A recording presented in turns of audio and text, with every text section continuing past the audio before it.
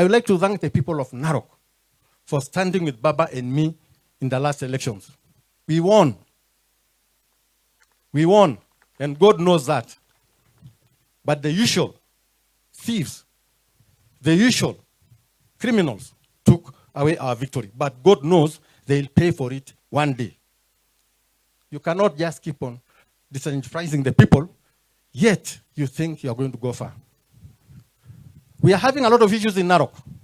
And I would like to, first of all, start by saying that we are in ODM, rightly, and we are there to stay.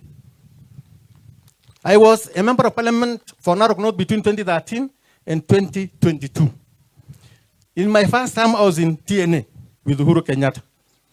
When TNA merged with URP, I left and joined Baba, and this has been my home, and I'll be there, and I found the best home that anybody could ever wish for. And I'm not in politics for money. I'm not in politics for self-aggrandizement. I'm in politics because of my people. I'm in politics to defend my people.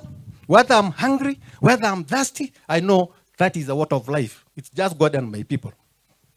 So if anybody thinks that they are going to overrun us in Narok, please go back to the drawing board, because Narok is an ODM zone and it will remain an ODM zone, and there is nothing anybody can do about it.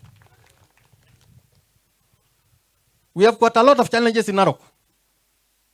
Somebody took my seat, but instead of even trying to serve the people I wanted to serve, he has become a cannibal.